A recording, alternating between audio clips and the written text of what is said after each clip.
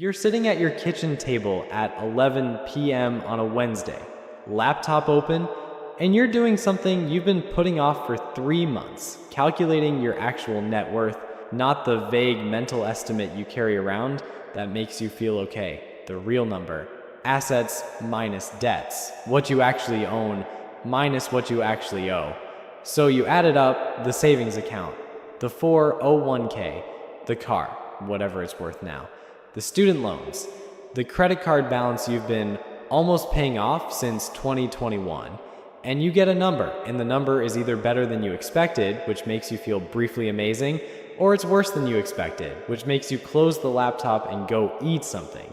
Here's what nobody tells you about that number. It isn't just a score. It's a description of which version of your life you're actually living.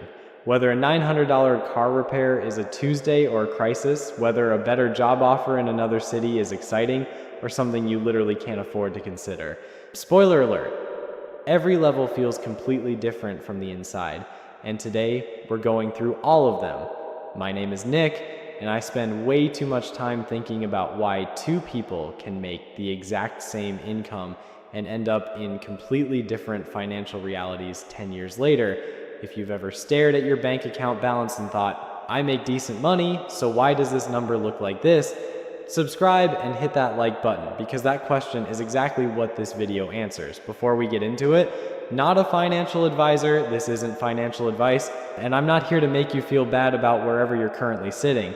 Every level has a specific trap, and the trap is almost never what you think it is. Let's start at the bottom, where roughly 10 million American households currently live.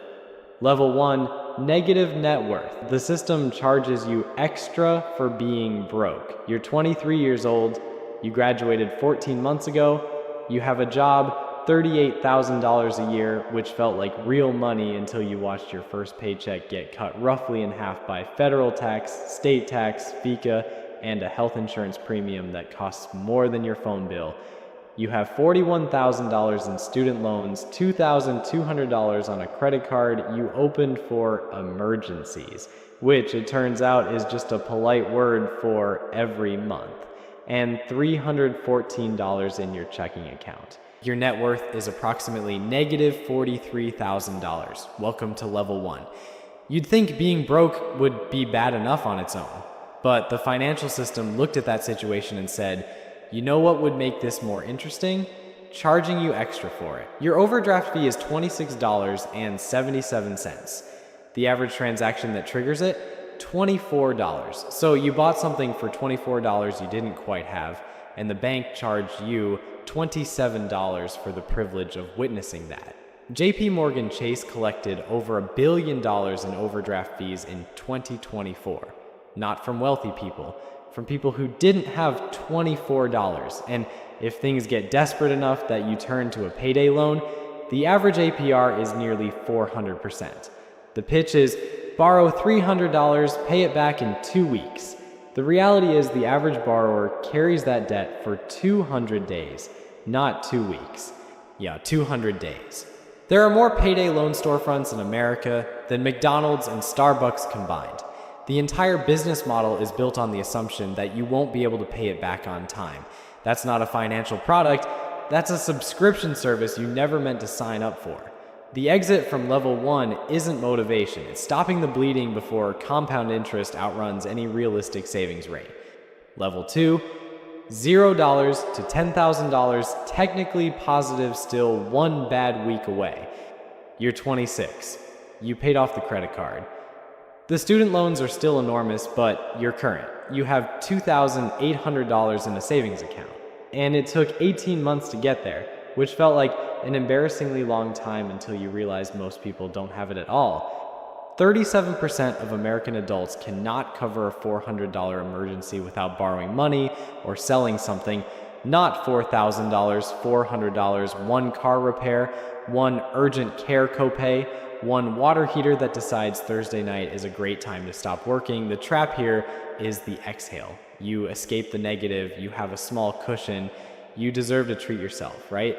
Maybe briefly, but this is exactly when a car with affordable monthly payments and a slightly nicer apartment with just a little more in rent combine to quietly drain the $2,800 you spent 18 months building. The relief of level 2 is completely real. The problem is that relief and safety feel almost identical. They are not the same thing. Level 3, $10,000 to $50,000, stable, but still the engine. You're 29. You got a raise, moved somewhere slightly cheaper, and successfully broke the DoorDash habit, which was quietly costing you about $4,200 a year in delivery fees, service charges, and tips for the privilege of eating lukewarm food. You have $22,000 split between a savings account and a 401k your employer matches up to 3%. Your net worth is around $18,000, positive, real, yours. Here's what most people at level 3 don't realize. The money isn't working yet. At $18,000 invested at 7%, your portfolio generated $1,260 last year on its own. That's roughly 2 car payments. Compounding is like hiring an intern. Technically contributing, mostly just watching. You are still almost entirely the engine. The trap is keeping everything in a savings account, earning 0.5% while inflation eats it at 3%. The money is sitting in a chair doing nothing while inflation slowly picks its pockets. The exit is opening the brokerage account, starting the Roth IRA, capturing the full employer match, right? Which is, by the way, the only guaranteed 50 to 100% return on investment that actually exists. Everything else is boring. That one is just free money. Level 4, $50,000 to $100,000, the house and car squeeze. You're 33. You bought a house with a yard in a neighborhood that has a Trader Joe's within 15 minutes, which was somehow a deal breaker. You have a mortgage payment of $2,050 a month and a car payment of $618 because the old one finally died and you needed something reliable, and which apparently now costs $618 a month. Your 401k has $61,000 in it. Net worth on paper, around $74,000. From the outside, you've made it. From the inside, here's what's actually happening. Gross income, $78,000. Take home after taxes, roughly $5,040 a month. Mortgage, $2,050. Car payment, $618. Car insurance, $194. Student loans, $340. Groceries, $700.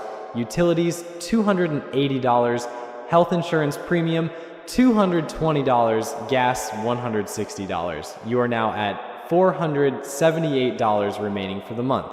We haven't touched clothing, home maintenance, which should be budgeted at $417 a month on a $500,000 house. And the house doesn't care whether that's in your budget or not. Date nights, kids' activities, or the basic psychological need to occasionally do something that isn't just surviving. The average millionaire spends about 1% of their net worth on their car. The average level 4 household spends closer to 30%. That new car you financed at $618 a month lost somewhere between $6,000 and $8,000 in value the moment you drove it off the lot. You paid for the depreciation and the interest. Congratulations, you financed a loss. The trap is the belief that you've arrived. The house, the car, the growing 401k are proof of something. Whether that something is building wealth or successfully signed up for every expensive commitment simultaneously depends entirely on what you do in the next 5 years. Level 5, $100,000 to $250,000. The hardest part is almost over. You're 38. You've been grinding for 15 years. You finally crossed $100,000 in net worth. $127,000 split between home equity, retirement accounts, and a brokerage account you check more often than you should. The gains look small, and you've started wondering if you're doing something wrong. You're not. Charlie Munger said one thing about personal finance that sounds almost cruel until you see the math. The first $100,000 is a barrage, but you gotta do it. If you save $10,000 a year at 7% annual returns, the first $100,000 takes 7.8 years, the second $100,000 takes 5.1 years, the fifth takes under 3, the first $100,000 eats 25% of your entire journey to $1 million while representing only 10% of the destination. At $30,000 invested, a 7% return generates $2,100 for the year. Barely a month's rent. But at $500,000 invested, that same 7% is $35,000. Your portfolio is now covering your groceries, utilities, car insurance, and streaming subscriptions without you lifting a finger. The intern became a full employee. The trap disguises itself as success. You got a promotion. Take home went up $900 a month, and within 6 months the apartment is nicer, the car got upgraded, and the savings rate is somehow lower than before the raise. That's lifestyle creep. It doesn't knock, it just moves in quietly and eats every dollar you give it, then politely waits for the next raise to do it again. The exit is automation. Move the money before you see it. Your future self is not more disciplined than your present self. They're the same person. Make the decision once and stop asking yourself to be heroic every single month. Here's where I need you to stay with me, because the second half of this video is where the math starts doing something genuinely strange. Everything up to level 5 is mostly survival and behavioral traps. All but somewhere around $250,000, a specific mechanism kicks in that most people never see coming. And it's specifically designed to catch the people who work the hardest to get here. Don't skip this part. Level 6, $250,000 to $500,000. The golden handcuff. You're 43, combined household income $162,000, net worth $340,000. Life is genuinely fine. Bills get paid, the family goes on vacation once a year, you're not doing the grocery store account check anymore, and you're somehow still lying awake at 2 a.m. worrying about retirement. Which sounds like a you problem until you run the numbers. At $340,000, the 4% rule generates $13,600 a year. That's not a retirement. That's a part-time job's income without the part-time job. But a Schwab survey asked Americans how much they'd need to feel financially comfortable. The answer, $778,000. To feel actually wealthy, $2.5 million. At $340,000, you're 44% of the way to comfortable. You're not even in the parking lot of wealthy. Here's the trap nobody sees coming. Both incomes are now fully deployed. The mortgage was sized for 2 salaries, the cars, the neighborhood, the kids' activities, is all calibrated to $162,000, which means neither of you can quit. Neither of you can get sick for long. Neither of you can take a pay cut for something more meaningful without the whole structure wobbling. The golden handcuff doesn't feel like a trap, it feels like a life you built. That's what makes it so effective. Meanwhile, at around $200,000 invested, your annual returns just started exceeding your annual contributions. The crossover point. After this, compounding does more work than you do. You just have to not blow it. Level 7, $500,000 to $1 million. The snowball is rolling. You're 48. Net worth just crossed $500,000. You checked one morning and the number was there, sitting quietly like it had always been there, and your first thought was that you probably shouldn't mention this to anyone at work. At $500,000 invested at 8%, your portfolio generates $40,000 a year. While you're sitting in a meeting that could have been an email, while you're driving to soccer practice, while you're arguing about what to watch on TV, your portfolio is running in the background like a full-time employee who never shows up late, never needs health insurance, and has never once asked for a raise. The trap is that most people at this level have 30 to 50% of their net worth locked inside their house, completely inaccessible without selling or borrowing. You can have $700,000 in net worth and only $50,000 you can actually deploy. The move at level 7 is to stop treating home equity as your investment strategy and start treating it as what it actually is, a large, illiquid, undiversified position in one specific zip code. It counts. Just not as much as the brokerage account you've been underfeeding for a decade. Level 8, $1 million to $3 million. The millionaire disappointment. You're 54, you crossed $1 million. Tuesday morning, 7:14 a.m., standing in your kitchen in the same shirt you've owned since 2018, and the account said $1,003,400. You waited for the feeling, the clarity, the arrival. Approximately nothing. Nothing like devastated. Nothing like you expected a sensation that didn't show up. You closed the app and made your coffee and went to work, because $1,003,400 at a 4% withdrawal rate generates $40,000 a year, which is fine, but it is not I never have to think about money again money. It's I think about money slightly less frantically money. Here's the part that rearranges everything you assumed about who actually builds wealth. Ramsey Solutions studied over 10,000 millionaires, the 5 most common professions: engineer, accountant, teacher, manager, attorney. Not tech founders, not real estate investors who went viral.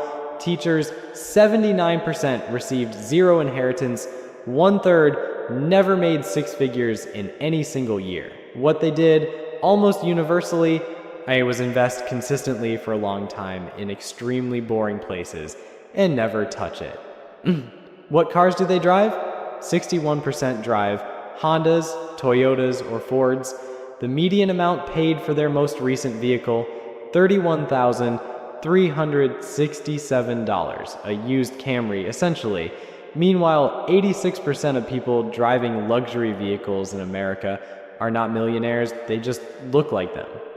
The person building real wealth is driving a 2019 Honda with 94,000 miles and a brokerage account that would make your eyes water. The person performing wealth is making $1,100 monthly payments on a truck they use exclusively to commute to a desk job. From the outside, you'd guess backwards every single time. The trap is the goalpost refusing to stop moving. $1 million felt like enough until you got here. Now, $3 million sounds more like it. Psychologists call this hedonic adaptation. Okay, the financial version has quietly derailed more retirement plans than any market crash in history. Level 9, $3 million to $10 million, when freedom actually shows up. You're 61, net worth $4.2 million. You haven't said that number out loud to almost anyone because you've noticed it changes how people look at you. At $4 million, the 4% rule generates $160,000 a year. Work is optional. Not optional if everything goes perfectly optional. Structurally, genuinely, get up and quit on a Wednesday, optional. You stop checking your account in the morning, not because you're avoiding it, but because you genuinely didn't need to. Your kid gets a job offer in another city and you encourage them to take it without quietly running the math on your safety net. Right side of the trap is complexity wearing the costume of sophistication. At level 9, people in expensive suits start appearing with alternative investment opportunities, hedge funds, private equity, things that require a glossary. They'll tell you your boring index fund strategy was excellent for getting here, but now you require something more nuanced. More nuanced usually means higher fees, worse liquidity, and after those fees, worse returns. Only 10% of hedge funds consistently beat a basic S&P 500 index over 10 years. The boring thing that got you here is almost certainly the right thing to keep doing.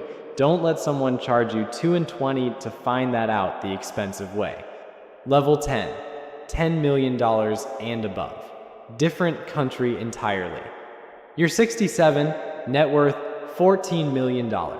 Like, the financial system now operates on a different set of rules. Rules most people don't know exist, which is not an accident. You borrow against your assets to fund your lifestyle instead of selling them.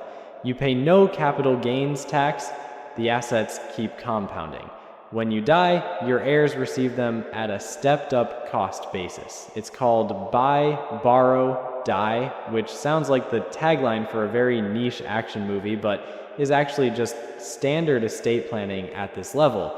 At $14 million, a 4% withdrawal is $560,000 a year. Your portfolio generates more money annually than most people will earn across a full decade. And here's the hardest truth at level 10. 70% of wealthy families lose their fortune by the second generation, 90% by the third. The number one cause is not bad investments.